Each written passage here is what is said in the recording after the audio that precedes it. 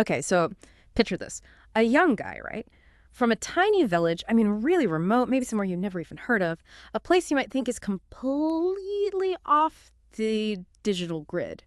And yet, somehow, through just sheer determination, really, and maybe a path you wouldn't expect, he totally transforms his life, becomes this digital success story, earning more than a lot of people in big cities. That's the journey of Din Mohammed Dars we're talking about today. And we're going to really unpack how online learning and just that relentless drive can change everything. Yeah, so for this deep dive, we're looking at excerpts from Din Mohammed Dars, a digital success story from rural Pakistan. And our goal here is pretty clear. We want to get into the real details, the specific things, the strategies that let this young man from Tardos, that's this village deep in the Thar Parkar Desert in Pakistan, how he achieved such, well, significant digital success. And, okay, here's the kicker, the surprising bit right up front. Din Mohammed Dars, he's now pulling in over 300,000 Pakistani rupees monthly as a digital entrepreneur. So, I mean, the big question is just...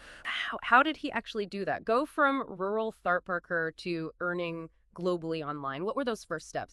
Any major roadblocks right at the start? Well, it's really fascinating, isn't it?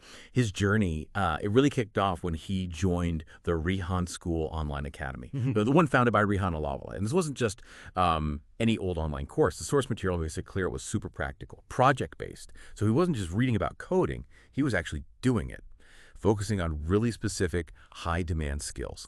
Things like WordPress customization, SEO, search engine optimization, and crucially, he also picked up soft skills like public speaking, digital business stuff, all through regular Zoom classes, direct mentorship. The key thing here, I think, is how specific the skills were and how relevant they were to the market right away, not just abstract ideas. Right. And that's where it clicks, isn't it? The source really pushes this idea that it wasn't just head knowledge. He took those skills immediately and applied them on places like Upwork, Fiverr, these big freelancing platforms. He apparently got really good at writing proposals using those new skills in areas where he could, well, land his first e-commerce client pretty quickly. But, I mean, it wasn't smooth sailing. There were obstacles, unique ones. The source mentions constant internet problems, which for someone trying to work online, that's a massive hurdle. So what did he do? Yeah, and that really speaks to his resilience, just sheer grit. Instead of just throwing his hands up, he actually made a backup plan. Coordinated with local internet cafes, sometimes like traveling hours just to get online in another town, just to make sure he never missed a client deadline. There's even this one story in the source about him getting his first international client. He replied to the job post in the middle of the night during a power cut using a battery lamp. That level of commitment, that plus the focused training, it let him not just learn things, but actually use them, adapt.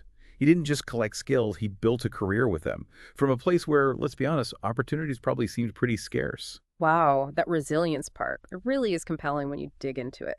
So, okay, with that kind of drive, how did things progress? Beyond those first few gigs, did his income jump significantly at any point? And who was he working for ultimately? It definitely wasn't just a slow, steady climb. The source points to a really big jump, actually. It happened after he started specializing more, building e-commerce sites for small businesses specifically. He went from maybe 50,000 rupees a month to over 150,000 in just 6 months. Wow. Yeah, because there was a surge in demand for online stores, right? And he mastered tools like Shopify, WooCommerce. By really focusing on practical results and keeping clients happy, he just grew his portfolio, worked with people locally, but also internationally. And if you step back, look at the bigger picture. His success really proves something important. It shows that if you have that clear goal, the right kind of guidance, and a real passion for learning, someone from even a really remote place can make a mark globally using technology today. He's not just earning a living now.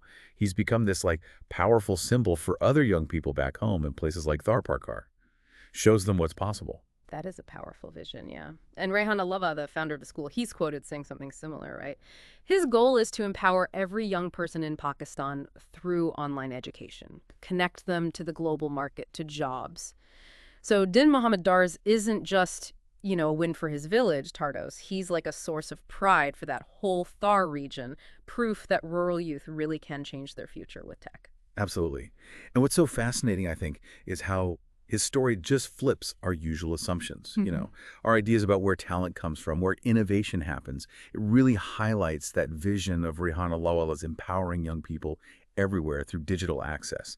And it leaves you with this really important question, doesn't it? If one person, starting with so little in such a remote place, can become this beacon of hope, a torchbearer for his community just through online learning, well, what does that tell us about the real potential, the potential of digital empowerment all across the globe?